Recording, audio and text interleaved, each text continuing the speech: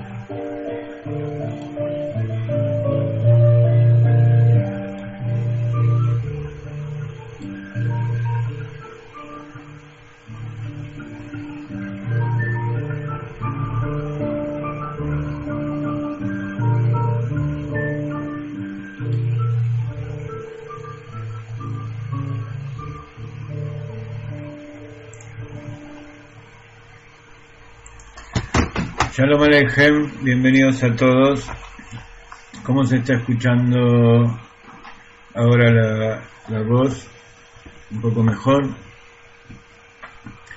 Volvemos a retomar nuestro estudio del Tanya. Ustedes saben que el Tanya es el libro básico, es la Torá escrita del Hasidut, de la parte interior, del interior de la Torá. Libro escrito por el Admor Hazaken, el primer Rebbe de Chabad, discípulo directo del Maggid de Mesrich, que a su vez era el principal discípulo del Baal Shem Tov. Voy a hablar un poco más despacio, parece que la computadora tiene mucha avidez para hablar, para captar las palabras. Una de las versiones del libro de Tanya es este que tengo aquí, donde está todo el libro de Tanya completo, las cinco partes. Si ustedes se acuerdan, habíamos dejado en el capítulo 8 la forma en que decidimos hacer este nuevo ciclo del estudio del Tanya es utilizar 2 clases por cada capítulo, y este sería la segunda clase del capítulo 8. De todas maneras vamos a refrescar un poco en dónde nos encontramos. En el capítulo 6, el Admor Hazaken había comenzado a hablar, después de haber hablado del alma divina, de las 2 almas que tiene el judío, empezó a hablar del alma animal, y específicamente de las klipot, de las cáscaras impuras que provienen del ocultamiento, provienen de los pecados del hombre. El origen de las klipot proviene justamente del pecado original de Adam Arishon, Adam y Javá, donde se produjo un ocultamiento. De todas maneras, no hay nada que suceda sin que Dios lo decida. Entonces Dios le dio libre albedrío al hombre, pero también junto con ese libre albedrío le quitó un poco de la visión.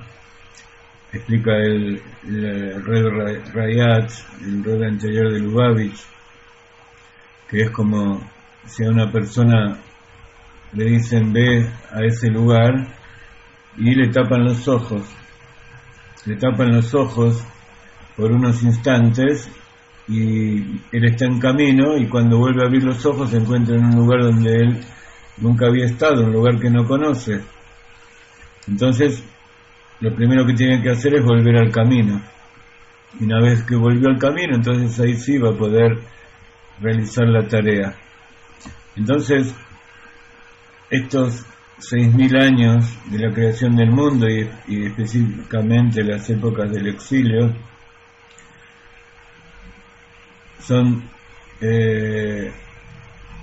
es toda una época de acción en que tratamos de rectificar ese pecado original, ese pecado de el árbol del conocimiento del bien y del mal, en que el hombre utilizó el libre albedrío en forma errada, justamente porque es como que el Rebbe Rayat se pasó por su cabeza un espíritu de estupidez, Ruach Shtut. Pero ¿por qué pasó? Porque Akadosh Baruj Hu lo mandó.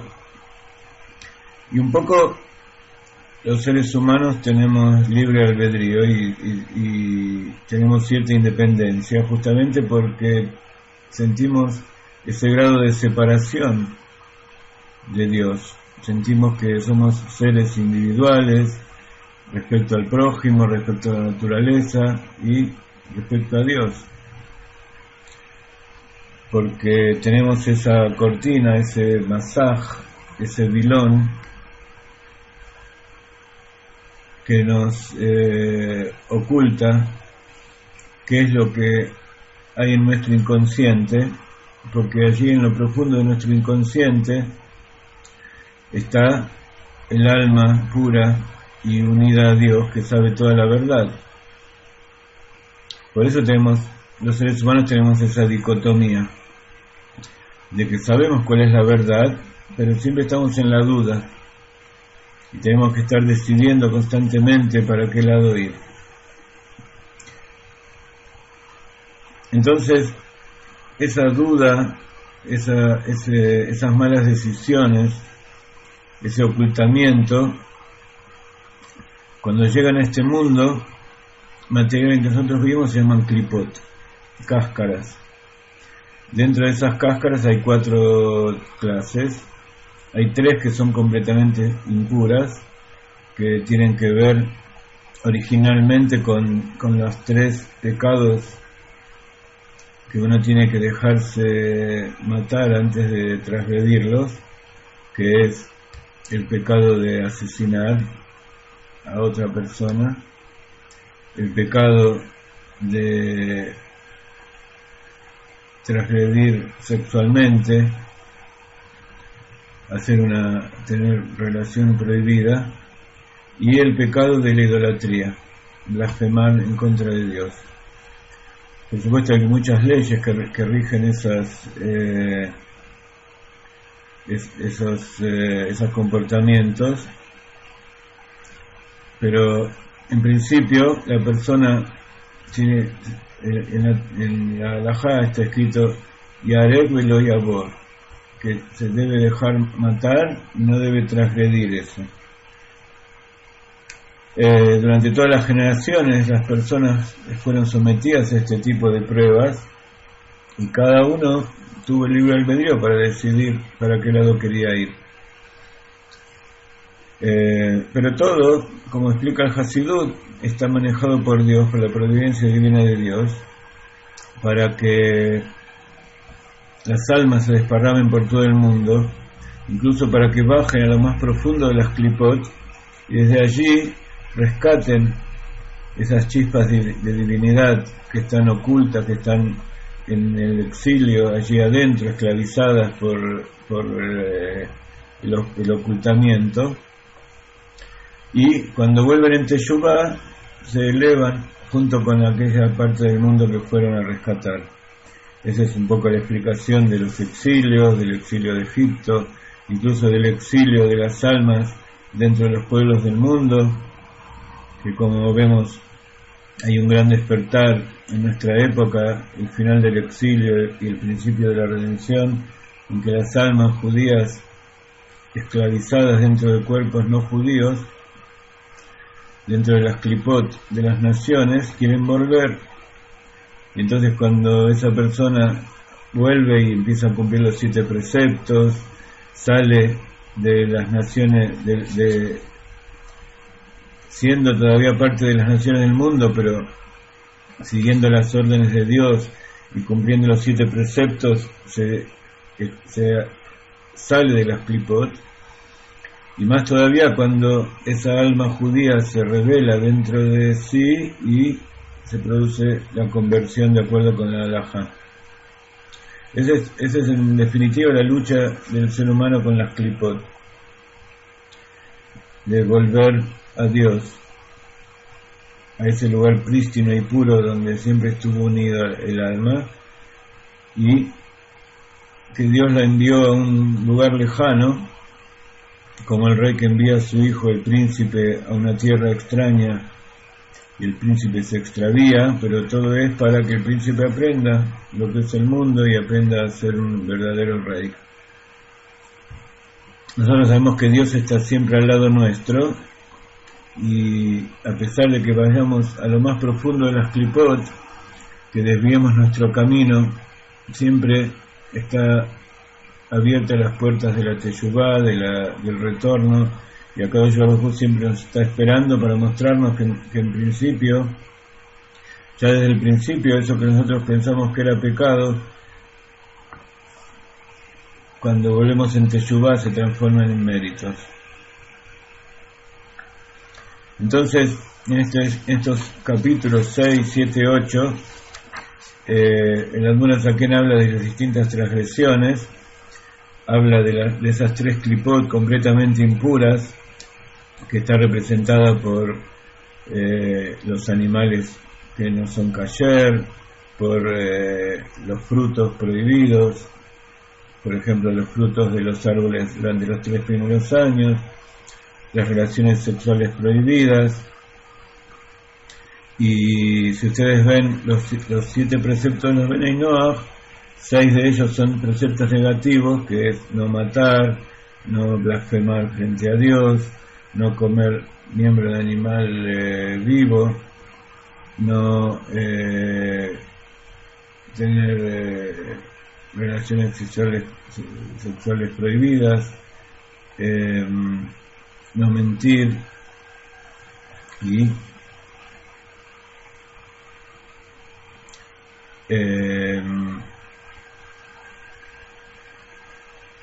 no robar, y el séptimo, que es el positivo, es poner jueces. Entonces esos jueces que se ponen son justamente para juzgar y para evitar que se transgredan esos 6 preceptos negativos.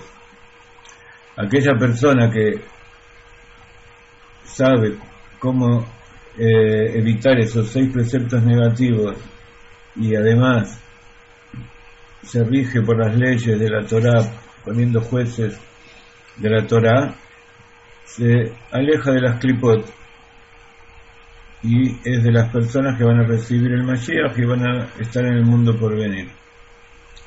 Por supuesto, a veces no es tan fácil, a veces uno, al igual que los judíos, transgrede, pero como recién decía, siempre están abiertas las puertas de la Teshuvá, y además cuando la persona trata de no transgredir, Akadosh Baruj Hu la ayuda, incluso si no sabe tanto, la ayuda cuidándola y la ayuda también conectándola con personas que la pueden guiar para vivir un camino de felicidad. En el Hasidut no pensamos tanto en hacer las cosas porque podemos llegar a recibir un castigo, sino que tratamos de hacer las cosas, de cumplir los preceptos de Akadosh Baruj Hu, porque son la forma de elegir la vida, la forma de vivir feliz, la forma de conectarnos verdaderamente con Dios, y por supuesto de esa manera se evita el castigo, pero no, como siempre explicamos, hay 2 formas de actuar frente a la vida. Una es por temor y otra es por amor. Y como seres humanos normales y imperfectos, siempre actuamos con las 2 formas, para evitar el mal y para acercarnos al bien. Actuamos por temor y por amor. Pero incluso el temor que nosotros buscamos no es ese temor al castigo de hacer las cosas en forma superficial, simplemente porque queremos hacer algo, pero no lo hacemos porque tener miedo a ser castigados, sino que en realidad buscamos cambiar y tener una segunda naturaleza, en la cual, gracias a la cual una mente madura, sentimientos maduros, una personalidad madura nos lleva a hacer cosas por amor, a hacer cosas, incluso evitar las cosas malas por amor y temor reverencial a Dios, no por miedo, no porque Dios nos pueda castigar, sino porque así como un hijo que quiere al padre no quiere hacer cosas que le hagan daño al padre, que lo hagan sufrir, incluso sabiendo que su padre no lo va a castigar. Entonces, vamos a comenzar a profundizar en este capítulo 8 y vamos a ver si podemos redondear una idea. Le damos la bienvenida a todos los que están en la clase, también todos los que van a ingresar y los que van a ver la clase en diferido, que son muchos. Cada vez somos más, Baruch Hashem, y vamos a poner Tzedakah. La Tzedakah salva de la muerte, grande es la Tzedakah que trae la redención. Y Hashem, y cuanto más cuando la utilizamos para difundir la Torá, difundir los manantiales del Baal Shem Tov, para traer al Mashiach ahora. Bueno, entonces, como decíamos, al final del capítulo anterior habla del caso de las relaciones prohibidas, cuando un judío tiene una relación con alguien que no le está permitido, ya sea judío o no judío. Entonces nace un ser producto de una relación prohibida, entonces eso es difícil rectificar. Ahora, hay otro asunto que también tiene que ver con algo material, que es los alimentos prohibidos. Los alimentos y en general todas aquellas cosas que están prohibidas se llaman isur. Isur en hebreo significa que está atado. Entonces, como la idea de todo esto es elevar hacia Dios, algo que está atado a la materialidad de este mundo, que está atado a las klipot, no puede ser elevado. Entonces, por ejemplo, si nosotros comemos algo que está prohibido, como decía recién, los Benei Noach comen un alimento que proviene de un animal al cual se le fue quitado de alguna manera la carne o un miembro cuando todavía estaba vivo. Incluso si nosotros lo comemos cuando el animal ya murió, pero si en el momento en que fue quitado, fue cortado, arrancado de esa parte del animal, el animal estaba vivo, esa carne, ese alimento que nosotros vamos a consumir, aunque el animal sea kasher o el animal no sea kasher, si es una vaca o si es una serpiente o es un elefante, sea lo que sea, teóricamente todos esos alimentos no están prohibidos para un Benei Noach, un Ben Noach. Entonces, si vamos a comer eso, o si un judío come un animal kasher, un pedazo de vaca, pero esa vaca, esa carne fue extraída antes de que el animal sea sacrificado de acuerdo con las normas de kashrut, de acuerdo con la halajá, entonces está transgrediendo. Y el Ben Noach, aunque el animal no fue matado con las formas que exigen para el judío, sí se exige que al carnearlo, al cuerearlo, al cortar sus partes, el animal tiene que estar completamente muerto. No hace falta que sea una vaca o un animal mamífero. Hay mucha gente que come las almejas o los frutos del mar cuando el animal está vivo, o comen hormigas vivas o peces vivos, etcétera, etcétera. Todo eso está prohibido, está dentro también de esta prohibición. Todo eso es isur. Para el judío es isur, por un lado, comer animales que no están permitidos, que están enumerados en la Torá, aves de rapiña, peces sin escamas, animales mamíferos que no tengan pezuña partida y no sean rumiantes, etcétera, etcétera. Reptiles, todo eso está prohibido para el judío. Y también, si el animal es permitido, una vaca, una oveja, una cabra, incluso aves, distintas aves, peces, kasher, con los peces no hay tanto problema, pero con los animales de tierra, si no fueron sacrificados de la forma kasher, no se les sacó la sangre, no se hizo todo el tratamiento, eso también, incluso si ese animal fue matado con un arma o fue sacrificado matándolo de otra manera, o encontramos un animal que acaba de ser matado por un por una fiera, todo eso se llama Isur.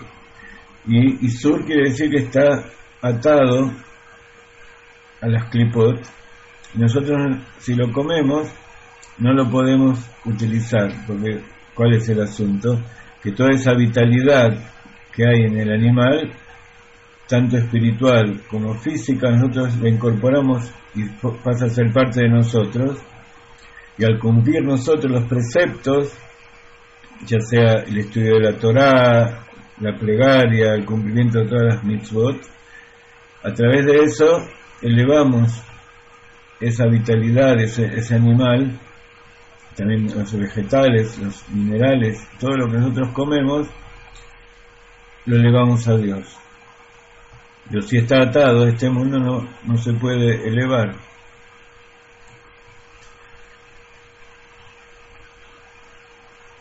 Entonces, este es el aspecto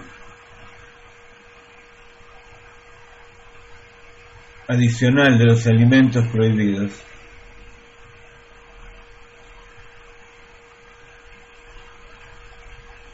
Entonces, si uno come un alimento permitido y transgrede los mandamientos, entonces eso no puede ser elevado. Pero si hace teshuvá, ese alimento permitido que comió, inmediatamente es elevado. Si la persona comió algo prohibido y con eso cumplió los preceptos, eso no puede ser elevado, tenía que hacer teshuvá. Y a veces una teshuvá tan grande que los méritos se transforman, los pecados se transforman en méritos. Y acá aclara el Rab de Admor Zaken que hay algunas normas que prohíben y que declaran no kasher a un alimento por prohibición rabínica, como por ejemplo comer un ave con leche que no está específicamente declarado en la Torá, o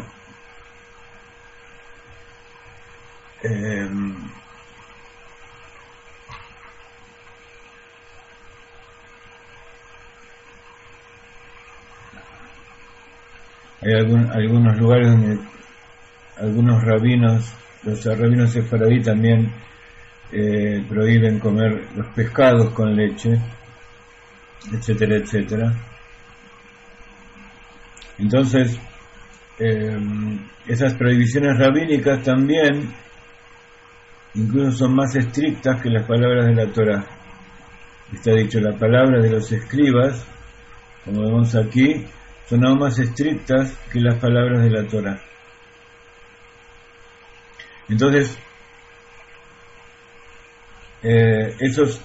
todos esos alimentos que se pueden hacer kasher o pueden ser prohibidos pertenecen a esa cuarta klipá que se llama klipat noga.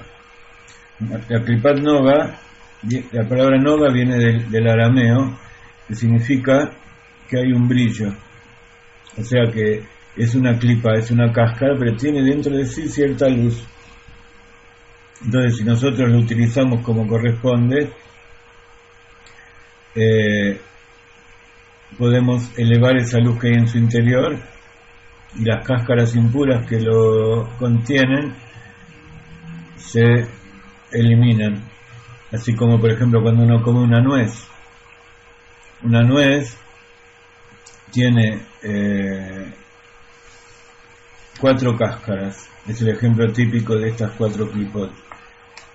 Tiene 3 cáscaras que son completamente duras, que no pueden ser metabolizadas por el organismo humano. Entonces la única forma la finalidad que tienen es que mientras el fruto está creciendo lo están protegiendo. Pero una vez que ese fruto creció y tiene que o ser comido o tiene que dar lugar a una nueva planta, un nuevo árbol, entonces esas cáscaras, si no se desintegran, si no se rompen, pasan a ser cáscaras que traen la muerte, se transforman en cáscaras impuras. Por eso las semillas tienen que enterrarse en la tierra para que esas cáscaras, esas clipot, se desintegren y den lugar a el nacimiento de el fruto que hay en el interior.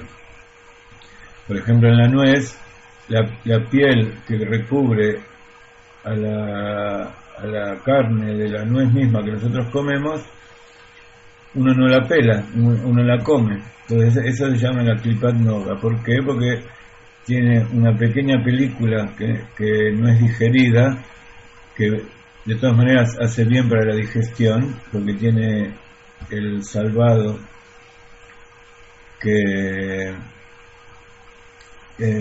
la celulosa esa que no es digerida, pero al triturarse mejora la digestión, pero también, como está pegada al fruto, también tiene parte comestible.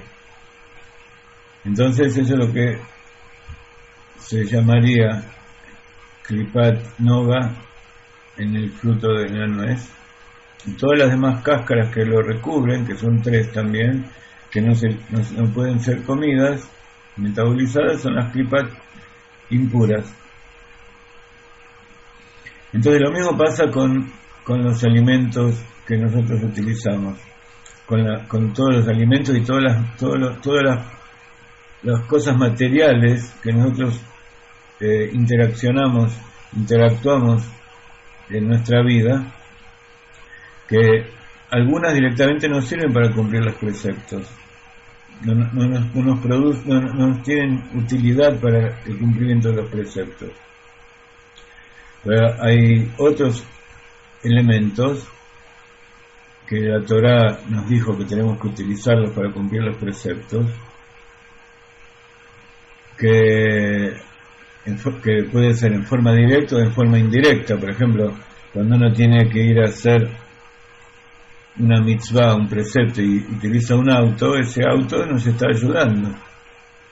Entonces indirectamente eso pertenece también a las klipot noga.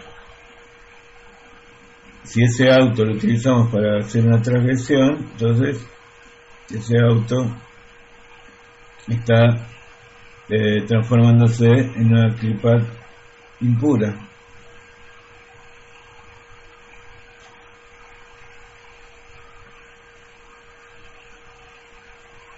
Así,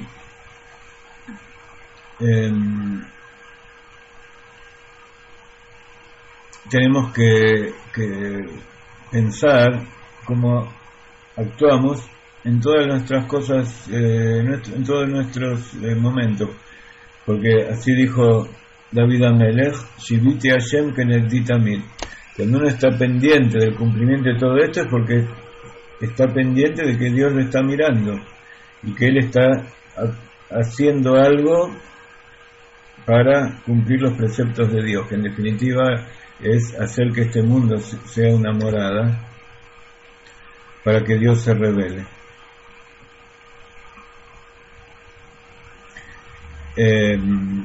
Entonces,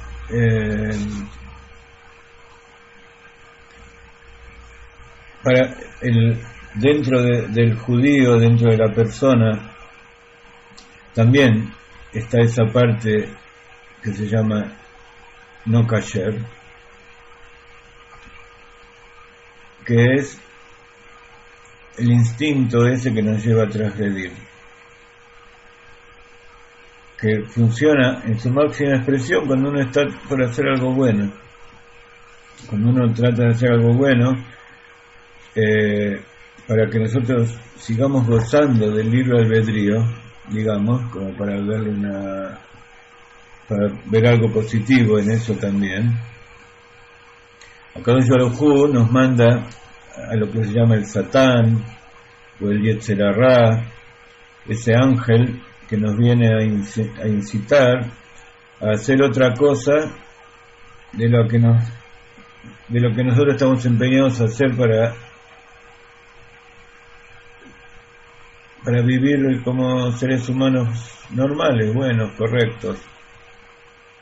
Y eso también forma parte de las klipot impuras.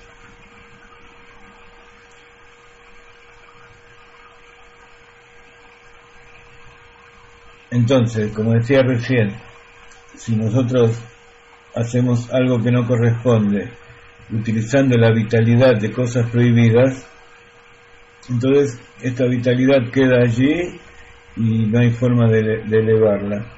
Pero si nosotros hacemos transgresiones utilizando la vitalidad de cosas permitidas, cuando hacemos teshuvá, eso se revierte y se eleva a la kedushá, a la santidad nuevamente.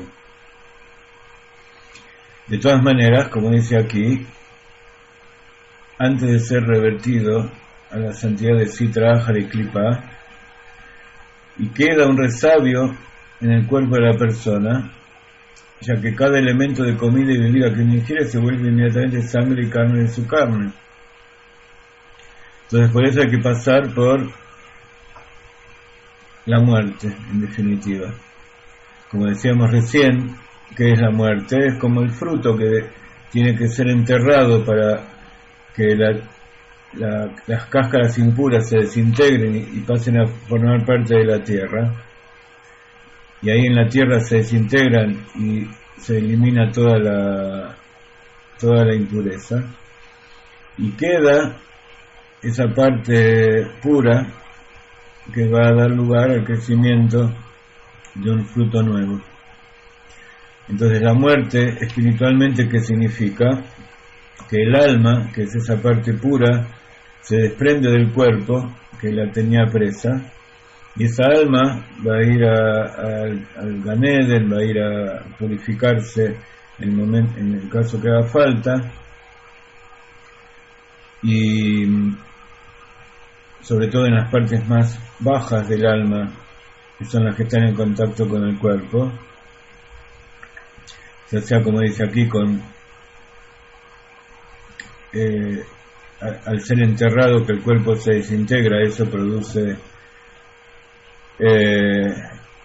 la purificación que recién decíamos, y también lo que se llama el hueco de la onda, donde el alma, explica el Zohar, es ajetreada,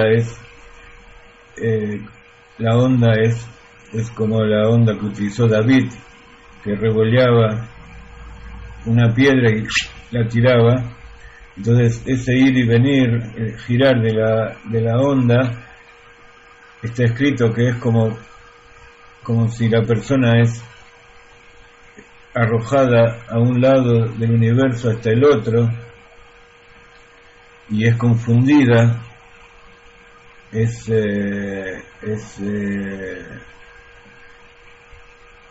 limpiada, digamos que es como la centrífuga de lavarropa o algo así.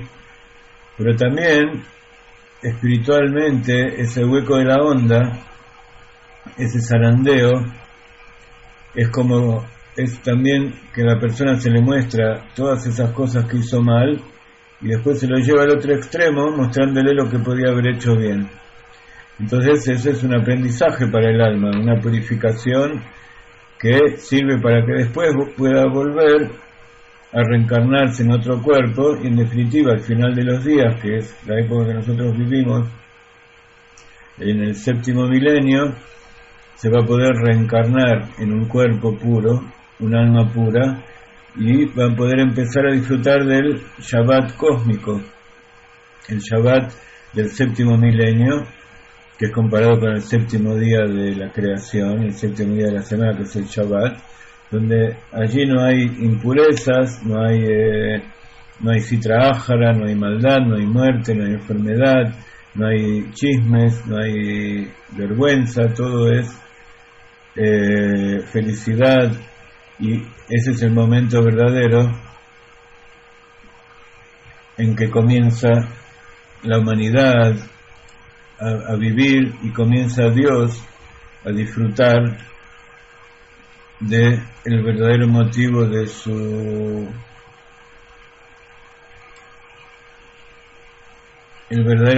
de la creación del mundo. ¿Sí?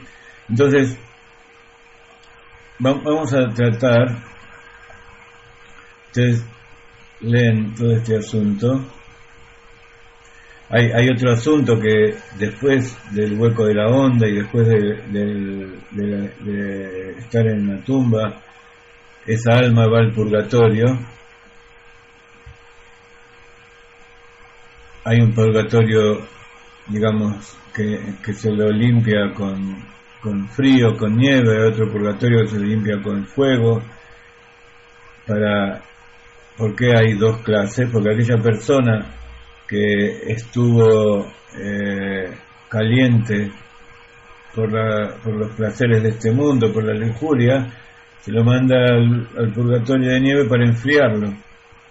Y aquella persona que estaba fría respecto al cumplimiento de los preceptos de la Torá, se lo manda a donde había calor para calentarla, etcétera, etcétera. De todas maneras, ya son alegorías, no es algo que hay que tomarlo en forma literal, porque estamos hablando del alma. Y recién me estaba preguntando Yesid si produce dolor. El dolor es algo típico del cuerpo. Nosotros conocemos el dolor del cuerpo.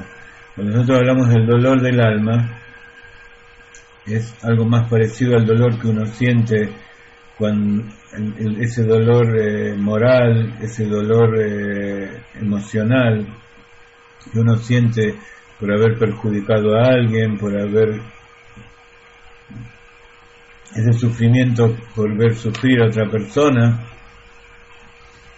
por el exilio, etcétera, etcétera. Entonces, así como en cada uno de los niveles del alma están interincluidos todos los demás, entonces, por ejemplo, digamos con el amor, hay un amor que es intelectual, hay un amor que tiene que ver con Jochma, hay otro amor que tiene que ver con Binah. El amor que tiene que ver con Gesed es un amor emocional, pero primero yo tengo que sentir amor en mi mente para poder sentir amor en mi corazón. El amor en la mente, ¿de dónde surge? Por ejemplo, cuando yo veo las creaciones de Dios, veo la naturaleza, incluso comprendo algo hermoso de la Torá, veo a una persona que hace algo bueno, entonces eso yo al ver, al entender que eso es algo bueno, que eso es algo bello, lo amo intelectualmente, lo entiendo y ese entendimiento me produce un amor que luego al transferirse a mis emociones, ese amor me hace sentir que yo quiero dar, quiero aumentar, quiero hacer gesed. En Geburá, ese amor, ¿qué es lo que produce? Produce que yo trate de poner límites para que esa persona no sufra, o me pongo límites a mí para no hacer daño al otro, por amor. También la misericordia, etcétera, etcétera. Entonces cada uno de los aspectos, cada uno de los poderes del alma tiene interincluido a todos los demás. Cada uno tiene un amor, cada uno tiene un temor, pero en cada uno se lo ve en forma diferente. Lo mismo pasa aquí. No es lo mismo el dolor físico, el dolor de cuando yo tengo algún daño en mi cuerpo, que el dolor que yo siento en mi corazón, en las emociones, o que el dolor que se produce cuando yo me doy cuenta de algún error que cometí. Y más todavía el dolor que tiene el alma, que nosotros tenemos una idea.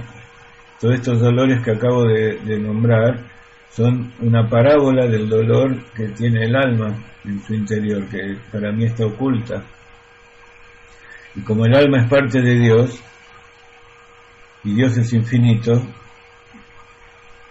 Dios también siente dolor, y siente amor, y siente todas las emociones, pero en forma infinita. Así que si yo tengo una idea de lo que es el amor, lo tengo que multiplicar en forma infinita, en forma ilimitada, para saber cómo es el amor de Dios. Y lo mismo pasa con el dolor, cuando hay algo que, como todas las criaturas, todo lo que Dios creó, Él lo hizo con amor y lo ama. Entonces cuando hay algo que funciona mal, cuando hay alguien que sufre, Él también siente dolor. Pero no es el dolor que nosotros conocemos, sino que es el dolor de Dios. Es lo mismo que cuando en Kabbalah se dice la mano de Dios o el ojo de Dios. No es que Dios tiene un ojo o tiene una mano como tenemos nosotros, sino que es algo que está en otro plano, en el plano de la luz infinita, en el plano de la esencia infinita de Dios. Nos estamos refiriendo a otra cosa, que en nuestro mundo, en nuestra comprensión, se llama mano o se llama ojo. Pero como Dios no es un ser humano, no tiene cuerpo, no tiene todo lo que nosotros acostumbramos a percibir en nuestro mundo normal, entonces tenemos una idea, pero que está muy alejado de lo que es en verdad. Entonces así podemos llegar a entender el dolor que sufre el alma en este momento, o el placer que tiene el alma. Si nosotros sentimos placer, nosotros sentimos dolor, como el alma es algo mucho más elevado y mucho más sensible, más infinito, entonces todo eso nosotros sentimos en forma limitada, allí está en forma más excelsa, más grande. Entonces un poco eso también nos da misericordia por Dios, por nuestra alma, por el alma de los demás, por la idea de la creación, para cuidarlos y para ser mejores.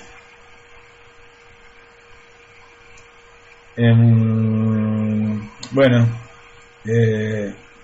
mientras yo les hablo, ustedes van leyendo el texto de este capítulo 8 y van tratando de comprender qué es lo que está escrito acá.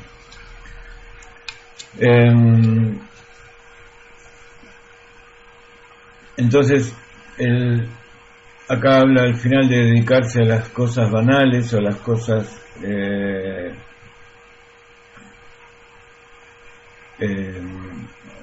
la Torah. Entonces pasa lo mismo, las ciencias, cuando son utilizadas para el bien, para el objetivo de hacer una morada para Dios en este mundo, para ayudar a las personas, para ayudar a los animales, para mejorar al mundo, para cumplir mejor los preceptos, entonces la ciencia es algo bueno. Pero si lo utilizamos simplemente para nuestro propio beneficio en forma profana, entonces se transforma en una klipat impura.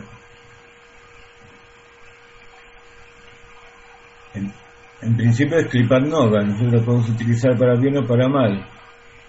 Entonces si la energía atómica la utilizamos para construir una bomba que mate, entonces la estamos utilizando para mal. Si utilizamos esa energía para hacer una bomba que sirva para defendernos, pero que no es para atacar y para hacer el mal, sino para defendernos y poder seguir viviendo, entonces evidentemente en la Torah está escrito que hay que hacer un ejército, hay que fabricar armas, etcétera, etcétera, pero no como una finalidad, no como un medio para cumplir nuestro objetivo, sino como un medio para defender la Torah, defender al ser humano, defender el bien.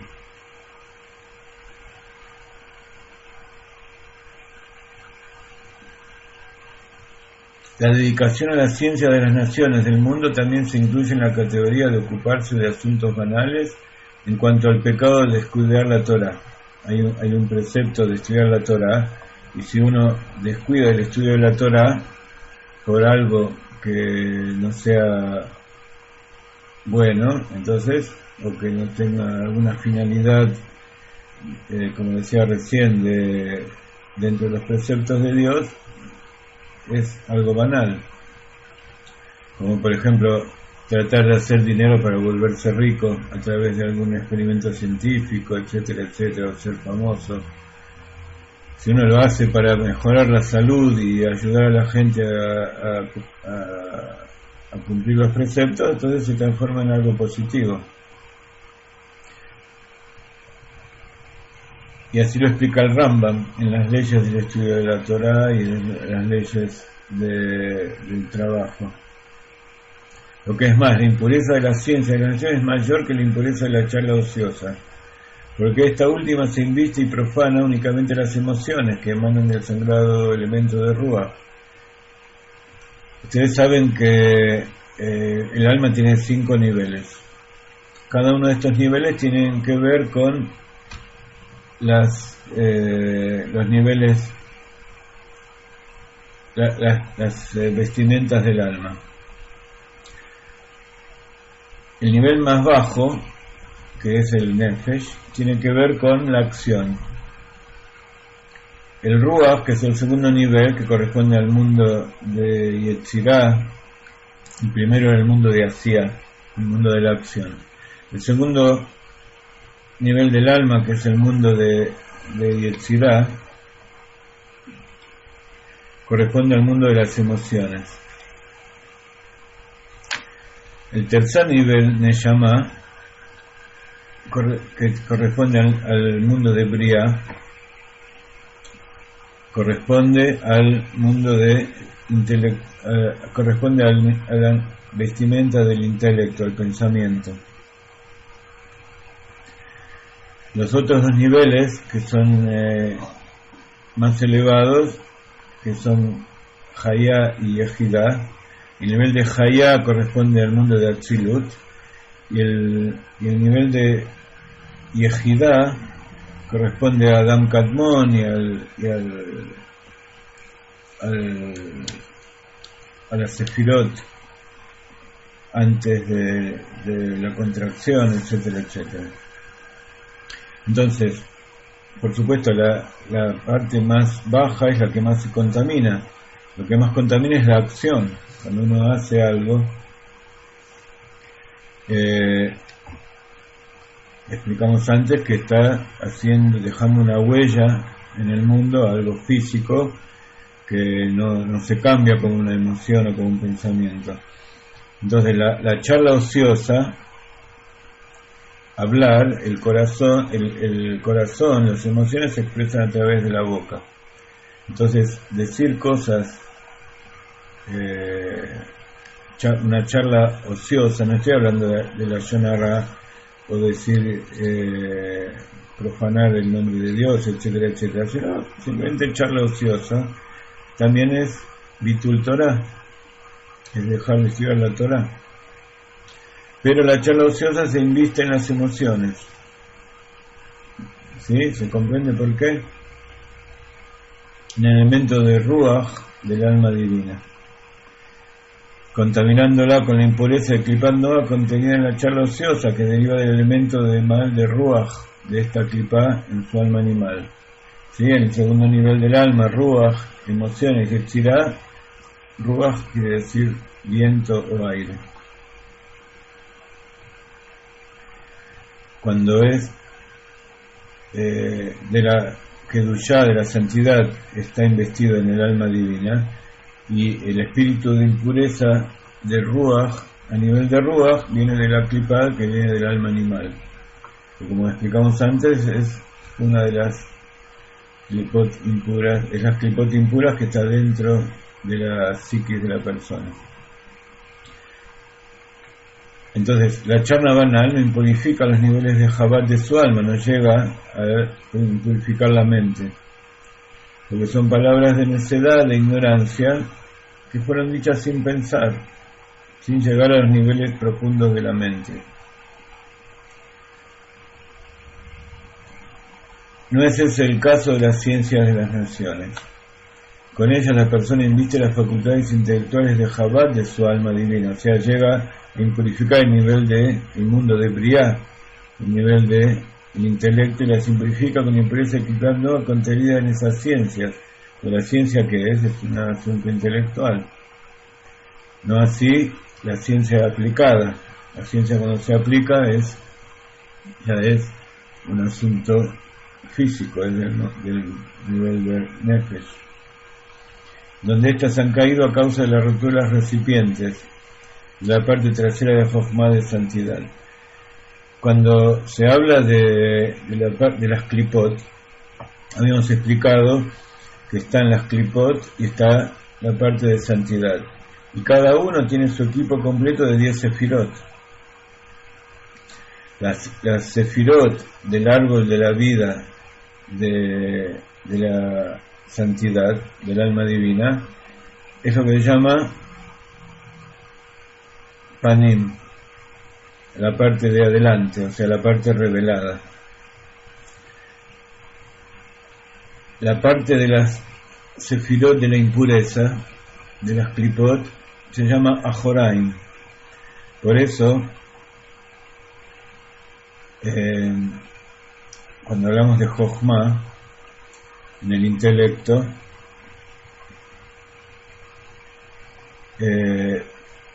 las klipot en el intelecto viene de ajoraim, la parte trasera de la Jochma, de santidad.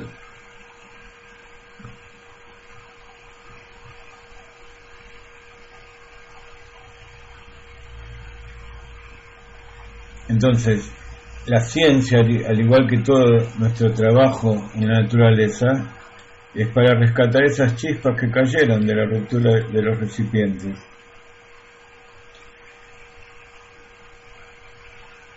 Y está dicho que la ruptura de los recipientes se produjo en Da'at.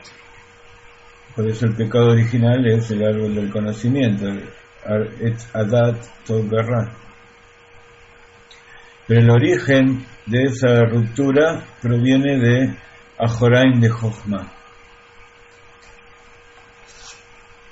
Ajoraim de Jochma de santidad. Por eso está dicho que toda la impureza proviene de los pecados de los judíos, de los pecados del alma del ocultamiento del alma divina. Y eso es lo que se llama Ajoraim de Jochma, la parte trasera de la Jochma. Ajoraim quiere decir Ajora, atrás. En la Torah está explicado que cuando Dios se le presenta a Moshe, en realidad no se le presenta en forma revelada, sino que se le presenta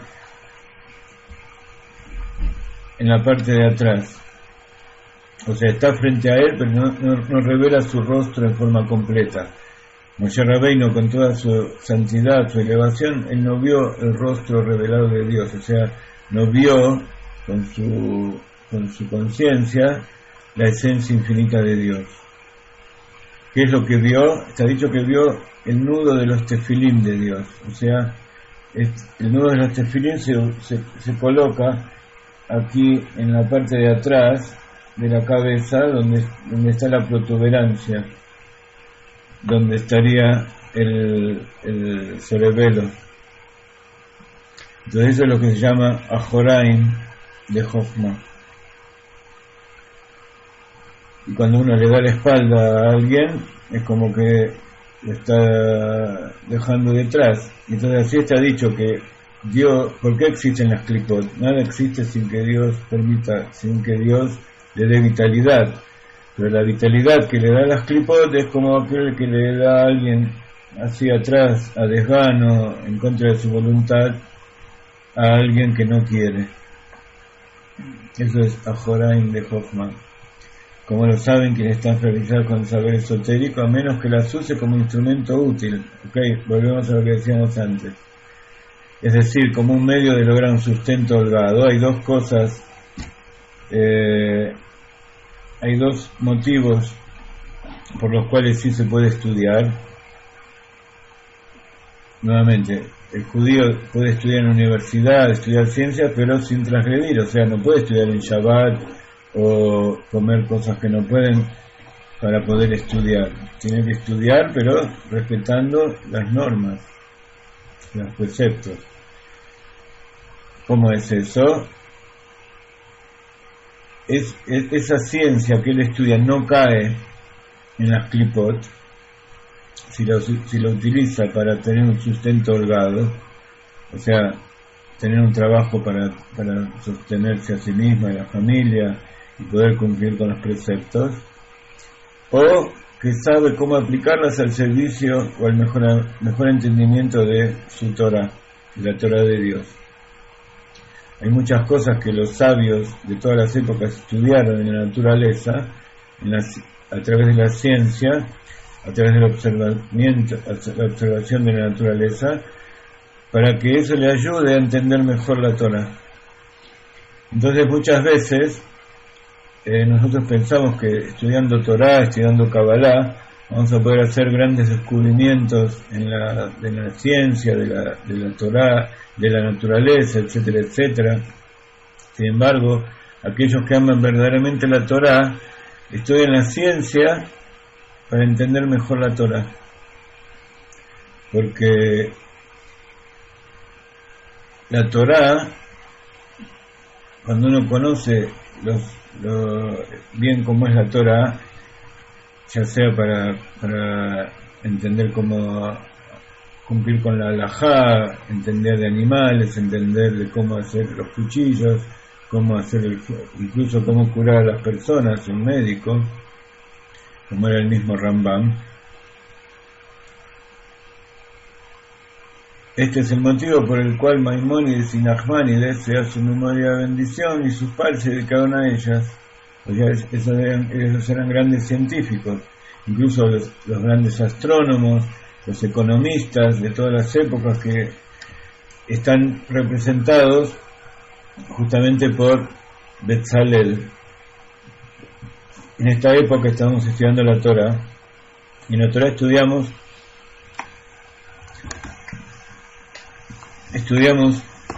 en esta época, en el libro de Shemot, la construcción del tabernáculo. Y para construir todas las cosas que hacían falta en el tabernáculo había que saber muchas cosas de los metales, de la madera, de las telas, de los animales, de las especias aromáticas para hacer el incienso, etcétera, etcétera. Incluso saber música, tocar instrumentos, y todo eso estaba dedicado a Dios. Y el que construyó el tabernáculo fue Betzalel. Se ha dicho que Betzalel era un gran arquitecto, era un gran sabio, un gran artesano, que sabía cómo construir todas las partes del templo, porque Dios le dio el conocimiento de la naturaleza y le inspiró el arte de hacer todas esas cosas, y él tenía todo su equipo para poder realizar todos esos asuntos. Entonces, todas las actividades que nosotros realizamos pueden ser realizadas en forma kasher, pueden ser realizadas en aras de cumplir con la voluntad de Dios. Y bueno, para eso utilizamos esta computadora, el papel, los libros. Les quería decir a todos ustedes entonces que estamos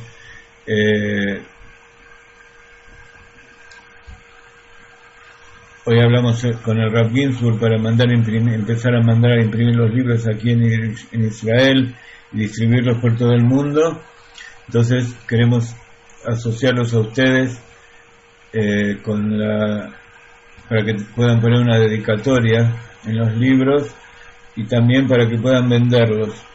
Cada uno comprometerse a comprar 10, 20, 50, 100 libros en equipo, en comunidad, individual, y vender los libros y así difundirlos en todo el mundo, toda esta sabiduría que estamos revelando de la Torá, del Hasidut, con la dirección de Rav Ginsburg Shlita, el gran cabalista de nuestra época.